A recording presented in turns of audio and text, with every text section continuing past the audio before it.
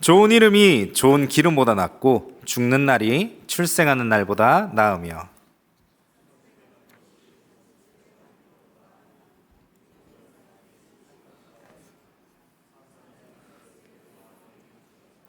슬픔이 웃음보다 나음은 얼굴에 근심하는 것이 마음에 유익하기 때문이니라.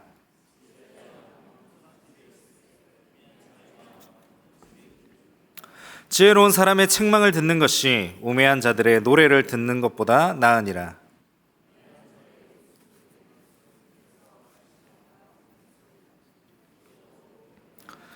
탐욕이 지혜자를 우매하게 하고 뇌물이 사람의 명철을 망하게 하느니라.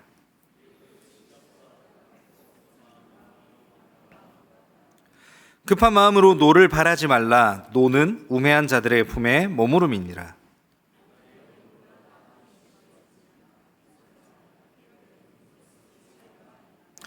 지혜는 유산같이 아름답고 햇빛을 보는 자에게 유익이 되도다.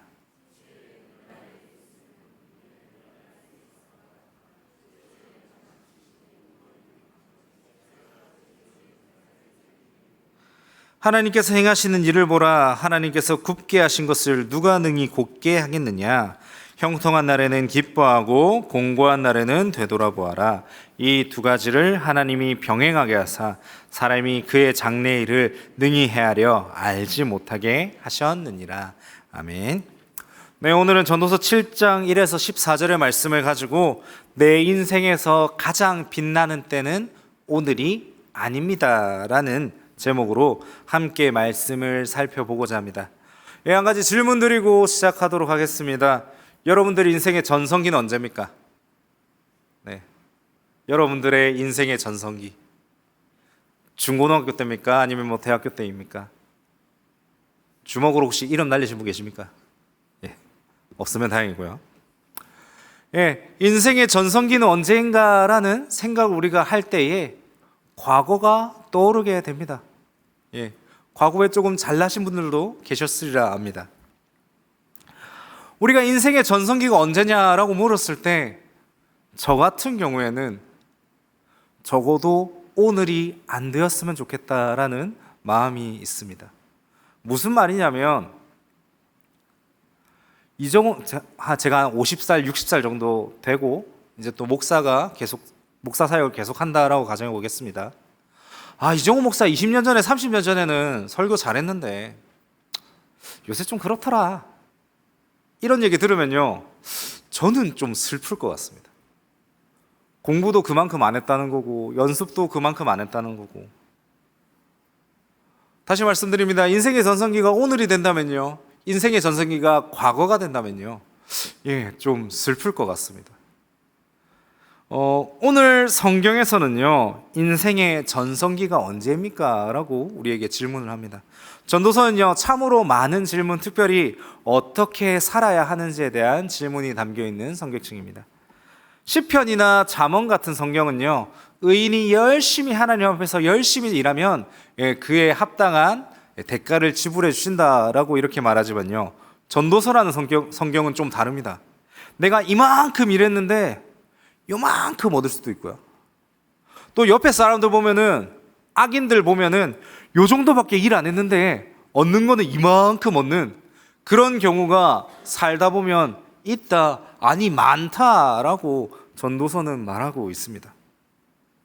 미국 영화 중에 코치 카터라는 영화가 있습니다. 혹시 보신 분 계신지 모르겠는데 그 마블 영화 보면 퓨리 국장으로 나오는 흑인 배우 사무엘 잭슨이라는 배우가 주인공이 됩니다. 그 사무엘 잭슨이라는 배우가요, 한 미국의 고등학교의 농구 코치가 됩니다. 그 농구팀은요, 고등학교 농구팀인데요, 3명 중에 1명이 졸업을 하면 감옥에 가는 동네에 있는 그런 암울한 학교였습니다. 그래서 이 코치 카터는 농구만 시키지 않고요, 공부를 더불어서 시킵니다. 왜냐하면 농구를 얘들이 그만두더라도 다른 진로를 찾게끔, 감옥에 가지 않게끔, 사회에서 역할을 할 수 있게끔 공부도 시킵니다. 그래서 부모들은 난리가 납니다. 아니 그냥 농구만 시키면 되고 얘 그냥 졸업만 시키면 되는데 당신이 뭔데 우리의 인생을 망치려고 하느냐 하면서 여기서 나왔던 교장 선생님 말이 이제 코치 카터의 이 의견을 반대하시면서 이렇게 얘기를 하거든요. 우리 아이들의 인생의 전성기는 지금 고등학교 시기인데 왜 당신이 이 전성기를 깨려고 합니까? 무슨 말이냐면 고등학교 졸업 이후에는 나도 뭐 신경 안 쓸 거다. 졸업만 잘 시키면 된다. 이 아이들의 가장 빛나는 때는 고등학교 때인데 왜 공부를 시키냐? 농구를 시켜야지. 뭐 이런 이제 갈등이 있는 그런 영화인데 한번 보시는 걸 추천드립니다. 그러면서 저도 이 영화를 예전에 한 10년 전에 봤던 것 같은데 그런 대사를 보면서 제가 곰곰이 생각했습니다. 그렇다면 인생의 전성기는 언제인가? 우리의 인생의 전성기는 언제야지 우리가 빛날 수 있을 것인가? 예, 그런데 또 보니까 전도서 7장에 그 내용이 딱 있더라고요. 여러분, 인생의 전성기를 언제 맞이하고 싶으십니까? 잘 살기를 원하십니까? 좋은 집에도 거하고 좋은 차도 타고 넓은 거실에 풍족한 음식. 예. 어떤 연예인은요, 양문형 냉장고가 집에 4대 정도 있다고 합니다. 뭐 4대까지는 고사하더라도 냉장고 4대 정도 넣을 공간이라도 있으면 좋을 것 같은데 말입니다. 어찌되었던 잘 살기를 원하십니까? 오늘 본문 7장 1절입니다. 1절을 한 목소리로 함께 읽어보겠습니다. 7장 1절입니다. 시작. 좋은 이름이 좋은 기름보다 낫고 죽는 날이 출생하는 날보다 나으며. 1절이 결국 말하는 게 뭐냐면요, 인생 한번 잘 살아보자 이겁니다. 1절에 말하는 기름은요, 향수입니다. 향수의 향기는 잠깐이지만 좋은 이름은 평생 남을 겁니다. 우리가 뭐 비싸다고 할 수 있는 뭐 샤넬 향수라든지 이런 향수는요, 비싸고 귀합니다. 하지만 평생 가지는 않습니다. 하지만 좋은 이름은요, 역사의 기록이 남습니다. 성경에 등장하는 위대한 신앙의 선배들은요, 지금도 우리가 기억하고 있습니다.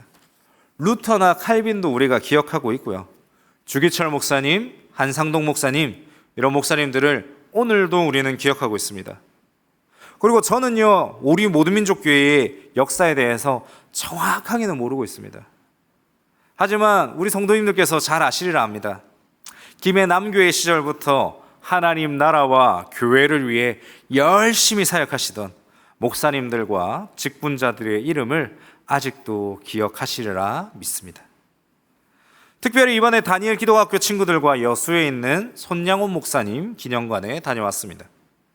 한 세기 전 인물임에도 불구하고요, 우리는 그분의 이름을 기억하고 있습니다. 손양원 목사님의 이름은 목사님이 살았던 평생의 삶과 인격을 나타냅니다. 목사님의 삶이 아름다웠기 때문에 목사님의 이름도 아름답게 빛나고 있습니다. 자신을 위하여 재산을 모으는 삶이 아니라 가난한 이들에게 자신의 삶과 사랑을 주었기 때문에 손양원 목사님의 이름은 빛이 납니다. 한평생을 끝날 때에야 우리의 이름은 이 값이 매겨지게 될 겁니다. 그 이름 값은 우리의 지위나 재산이 아니라 우리의 인격이나 영향력에 달려 있습니다. 마지막 날에 남겨질 내 이름이 아름답게 빛나도록 삶을 아름답게 가꾸어야 합니다. 물론 오해하면 안 됩니다. 내 이름을 위해 잘나는 말이 절대 아닙니다. 내 이름을 누군가가 기억할 때에 참으로 아름다운 사람이었다라고 기억되는 삶을 살아야 한다라는 겁니다. 결국 성경은 그리고 특별히 전도서 7장 1절, 이 7장의 시작은요, 아름다운 사람이 되십시오 라고 기억되는 삶을 살아야 됩니다 라고 말하고 있습니다. 저는 음악을 자주 듣는 편인데 그 중에서 여러 장르를 잘 듣거든요. 근데 힙합 음악도 한 번씩 듣습니다. 많이 좋아합니다. 특별히 다이나믹 듀오라는 그룹을 되게 좋아하는데 그들의 노래 중에 가끔씩 오래 보자라는 굉장히 제 심금 울리는 그런 가사가 있는데, 노래가 있는데 거기서 이제 또 신동엽 씨가 멘트를 합니다. 어떻게 하냐면 뭐 자주 못 보고 뭐 오래 못 보더라, 자주 못 보고 뭐 바빠서 못 보지만 가끔씩 오래 보자. 한 번씩 볼 때마다 우리 진하게 보자. 이런 내용이거든요. 전도서 7장 1절이 말하는 게 이거지 않나 싶습니다. 아름다운 사람이라고 기억되는 삶을 살아야 할 것입니다. 자주 안 보더라도, 바빠서 못 보더라도 가끔씩 볼 때 진하게 볼 수 있는 그런 인생을 살았으면 좋겠습니다. 자, 그러면 이제부터가 중요한데요. 어떻게 해야 그런 삶을 살 수 있겠습니까? 당연하게도 첫 번째는요, 예수님을 닮는 그런 삶을 살아야 할 겁니다. 예수님을 닮아가며 우리의 인생이 예수님의 제자답게 그렇게 살아야 할 것입니다.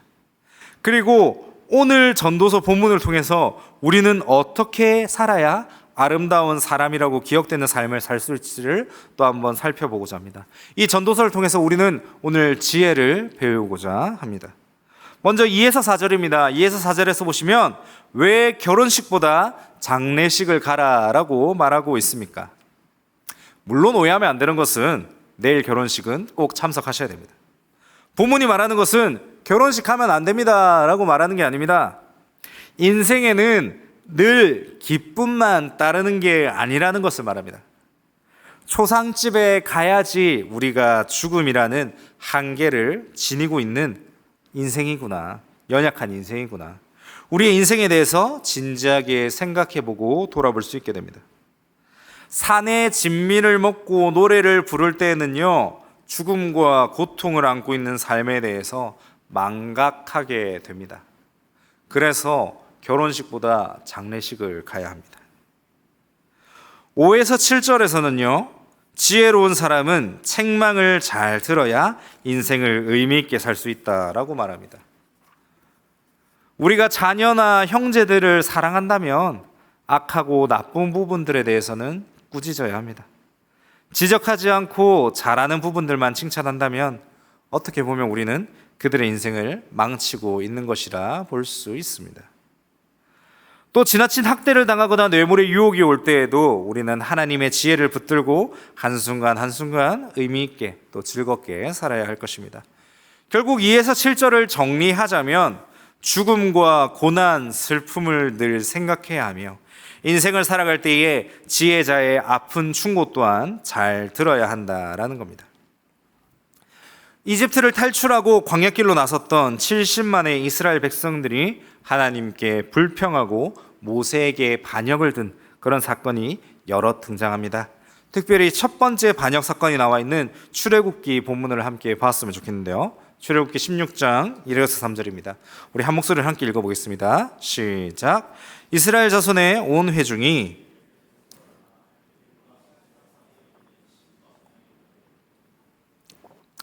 애굽에서 나온 후 둘째 달 15일이라 이스라엘 자손 온 회중이 그 광야에서 모세와 아론을 원망하여 이스라엘 자손이 그들에게 이르되 우리가 애굽 땅에서 고기 가마 곁에 앉아 있던 때와 떡을 배불리 먹던 때에 여호와의 손에 죽었더라면 좋았을 것을 너희가 이 광야로 우리를 인도해내어 이 온 회중이 줄여 죽게 하는도다.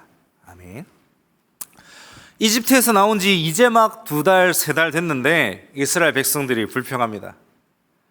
그 수많은 기적들을 보고 홍해가 갈라지고 이집트 군사들이 다 때로 죽는 걸 보았는데 이스라엘 백성들이 불평, 불만을 합니다. 내가 그때 노예로 살다 죽었으면,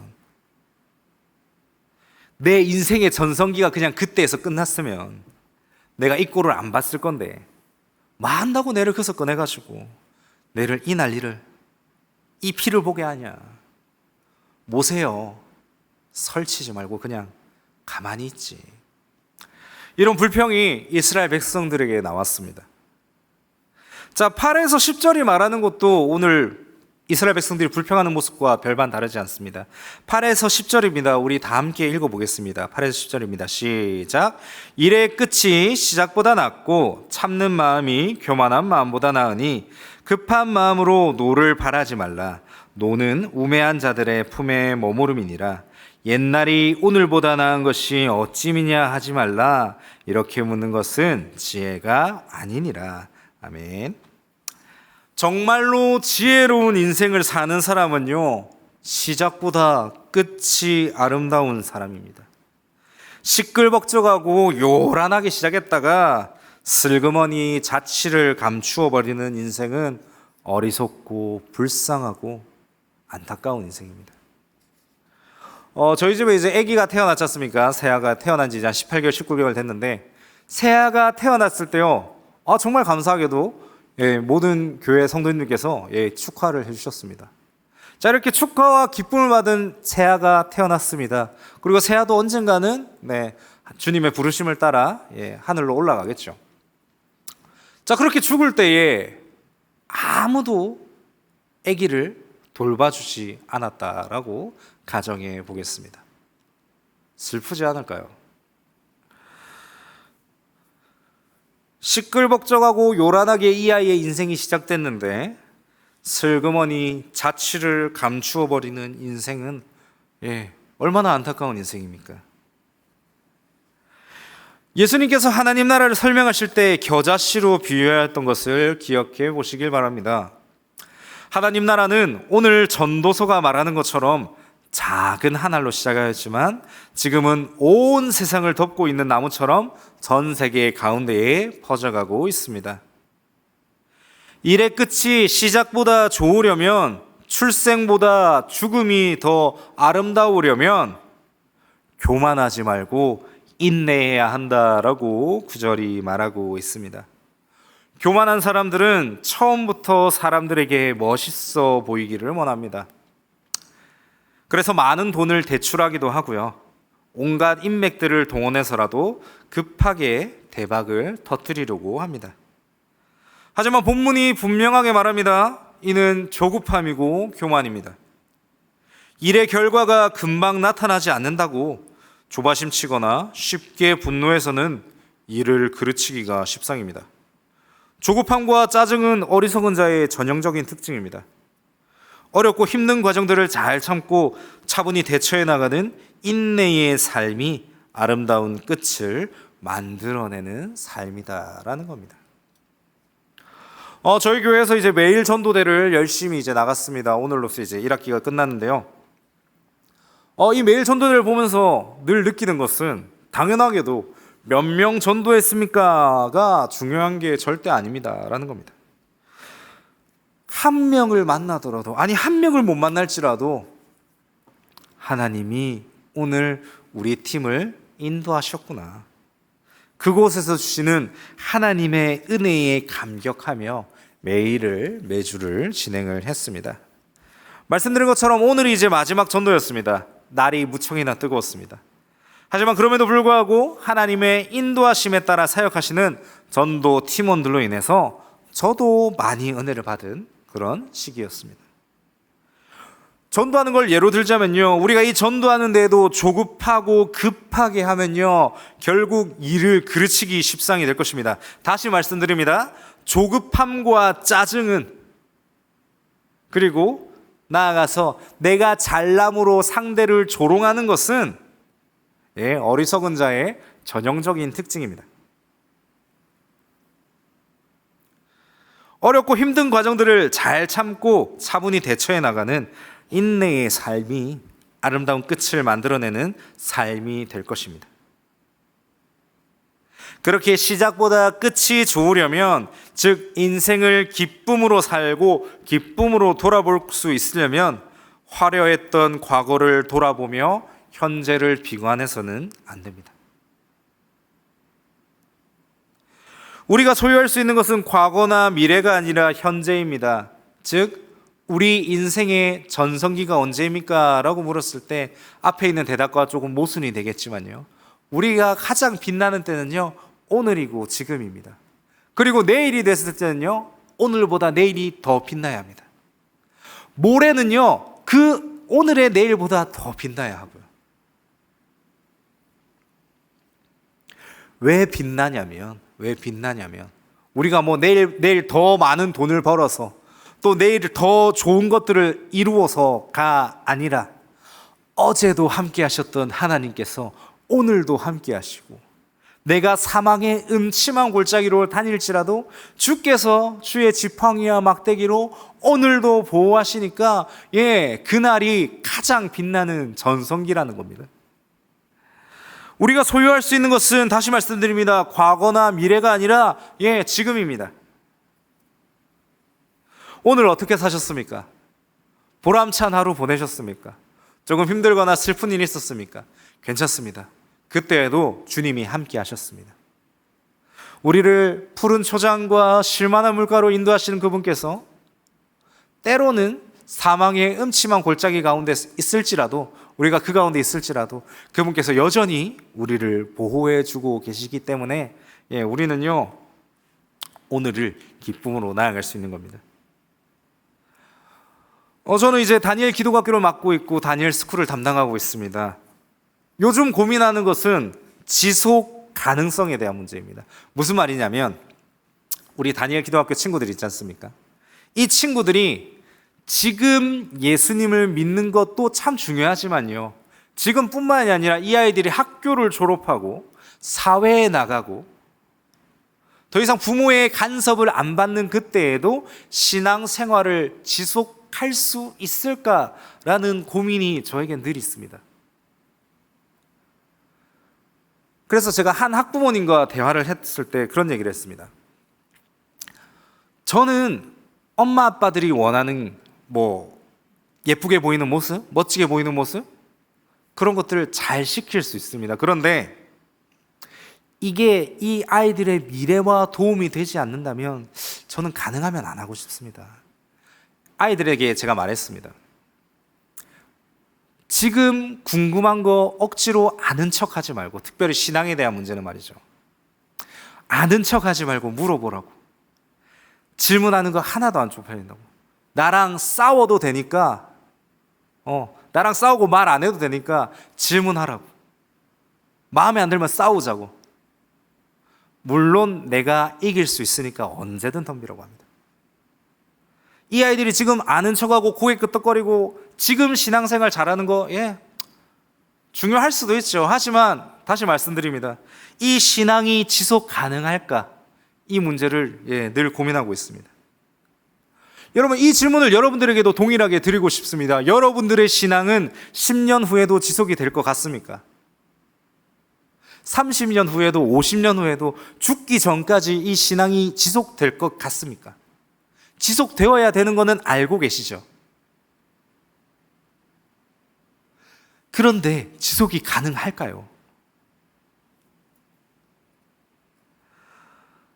이것도 고민해 보셔야 합니다.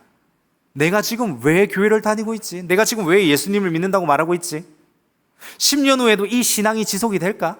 30년 후에도 내가 예수님을 믿을까? 요 고민을 하셔야 됩니다.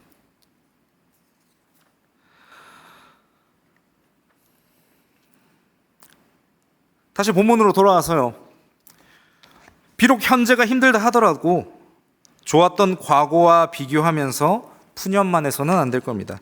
어려운 현재를 피하려고 해서는 안 될 겁니다.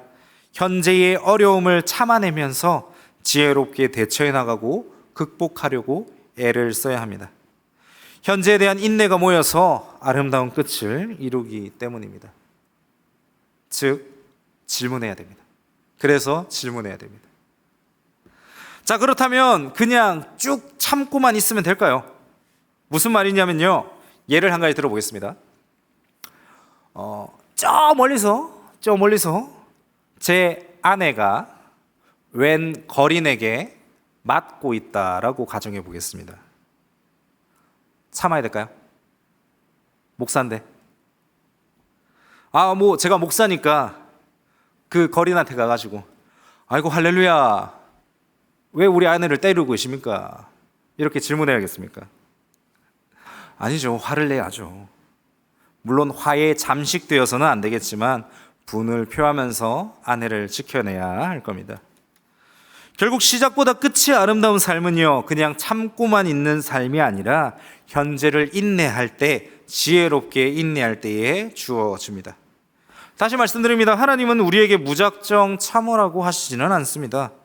우리가 예수님을 믿을 때에 성령께서 우리 안에 오셔서 어떻게 하면 하나님의 지혜대로 살 수 있는지를 우리에게 가르쳐 주십니다. 우리는 하나님께서 우리에게 주신 선물인 지혜를 잘 사용해서 하나님께서 우리에게 주시고자 하는 유익을 누려야 합니다. 우리가 이 세상을 살 때 돈이나 상황이나 환경 등이 우리의 삶을 보호해 주는 것처럼 지혜도 우리에게 꼭 필요하고 정말 유익한 것입니다. 11절과 12절 보시죠. 11절과 12절도 함께 읽어보겠습니다. 시작. 지혜는 유상같이 아름답고 햇빛을 보는 자에게 유익이 되도다. 지혜의 그늘 아래에 있음은 돈의 그늘 아래에 있음과 같으나 지혜에 관한 지식이 더 유익함은 지혜가 그 지혜 있는 자를 살리기 때문이니라. 아멘.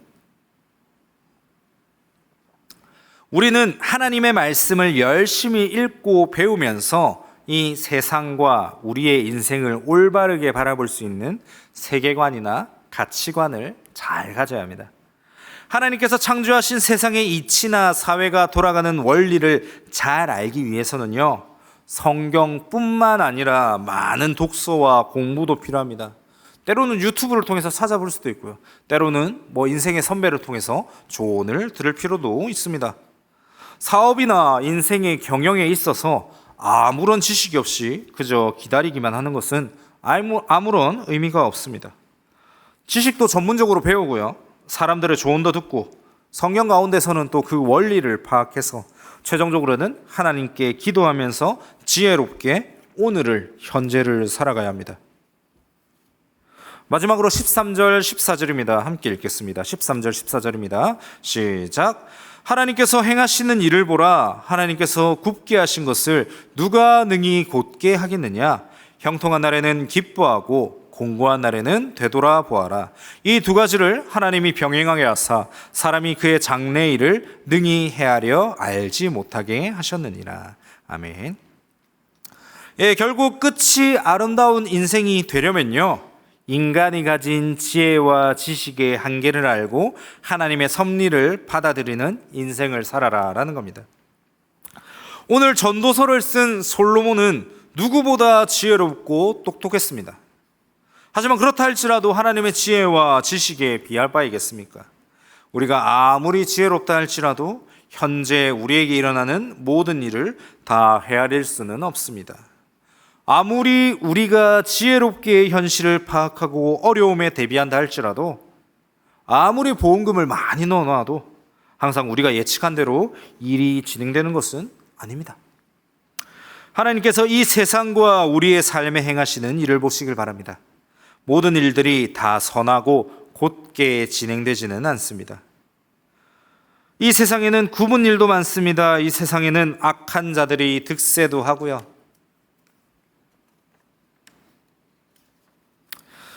또 의로운 사람들이 고통을 겪기도 합니다. 하나님께서 바로 펴시지 않는 것을 우리가 곧게 펴려고 성급하게 시도하는 것 또한 어리석은 일입니다. 우리의 정의감에서 하나님의 통치를 판단하고 함부로 원망해서도 안 될 것입니다. 온 세상을 다스리시는 하나님의 지혜와 섭리는 우리가 다 이해할 수 없습니다. 단지 우리는 그분의 통치가 결국은 선을 이루실 것임을 믿어야 할 뿐입니다. 정리하자면 이렇습니다. 공부 열심히 해야 됩니다. 지식과 지혜를 위해 많은 시간을 투자해야 합니다. 하지만 세상의 모든 이치와 모든 진리는 우리가 깨달을 수 없습니다.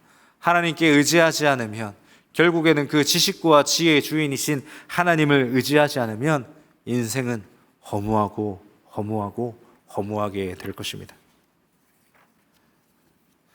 이제 말씀을 정리하고자 합니다. 사랑하는 성도 여러분, 여러분들의 인생의 전성기는 오늘이 아닐 줄로 믿습니다. 예수님께서 가장 빛나셨던 인생의 시간이 언제셨습니까? 마지막 한 주일 줄로 압니다. 그리고 부활의 일정일 줄로 압니다.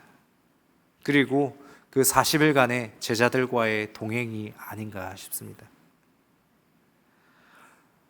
제 동기 형님 한 분 계십니다. 그 형님께서 부부 모임을 했을 때, 정훈아, 너는 언제가 가장 인생에서 좋았니? 이렇게 질문하는 겁니다. 그래서 제가 언제지 하면서 우물쭈물 하다가 그 형님이 먼저 말씀하시더라고요. 내 인생의 전성기는 결혼식이었어. 나는 그 결혼식이 너무나 좋았고 너무나 신났어. 이렇게 얘기를 하는데 형수님 눈빛이 되게 차가워지는 겁니다. 지금 나와 함께한 10년은 그 결혼식에 비하면 아무것도 아니었나. 물론 형수님 속이 좀 좁을 수도 있겠지만, 우리의 인생은요, 우리의 인생의 전성기는요, 결국에는요, 마지막 날이 되었으면 좋겠습니다. 내가 이만큼 돈을 벌었어, 내가 이러한 업적을 행했어, 이것보다 더 중요한 것은 하나님이 오늘까지 나와 함께 하셨어. 이러한 고백이 우리의 전성기를 말해주는 것이 아닌가 싶습니다. 아까 그 말씀드렸던 형님이 혼났던 이유가 뭘까 저도 곰곰이 생각해봤는데, 결혼식도 결혼식이지만 그 형수님과 와이프와 동행한 7년, 8년, 그 10년간의 세월이 더 소중하지 않았겠습니까? 마찬가지입니다. 우리의 인생의 전성기는요, 여러분들의 인생의 전성기는요, 마지막 날이 되었으면 좋겠습니다. 마지막 날까지 하나님과 동행하신 그 인생을 정말 열심히 응원하겠습니다. 그리고 기도하겠습니다. 그렇기 때문에 어떠한 상황에서든 신앙을 포기하지 마십시오. 그게 가장 중요합니다. 다시 말씀드립니다. 힘든 일 많죠. 어려운 일 많죠. 내가 생각하지 못하고 열심히 기도했는데도 이루어지지 않는 그런 인생이 살다 보면 올 수 있습니다. 많이 올 수 있습니다. 제 친구만 하더라도 강도사고시를 2번이나 떨어졌습니다. 상상치도 못했습니다. 그 친구는요, 늘 시험만 보면 1등, 2등 하던 친구였습니다. 많이 틀리면 단어 한두 개 틀린 친구였고요. 열심히 한 만큼 결과가 안 나올 수도 있습니다. 하지만 거기서 신앙을 포기하지 마십시오. 그 아픔과 고통을 모른다는 건 아니지만 그래도 신앙은 포기하지 마십시오. 그렇게 신앙생활을 하셨으면 좋겠습니다. 마지막 날까지 신앙생활을 하시면서 내 인생의 전성기가 언제였습니까? 라고 저 하늘에서 질문하실 때, 심판대 가운데서 질문하실 때, 저는 마지막 날이 제일 좋았습니다. 마지막 날까지 주님이 나와 함께 하셨기 때문에 저는 마지막 날이 제일 좋았습니다 라고 고백하시는 우리 성도님들 되었으면 좋겠습니다. 형통한 날에는 기뻐하시고요, 공고한 날에는 되돌아보십시오. 이 두 가지를 하나님이 병행하게 하셨습니다. 사람이 그의 장래 일을 능히 헤아려 알지 못하게 하셨음을 또한 기억하셨으면 좋겠습니다.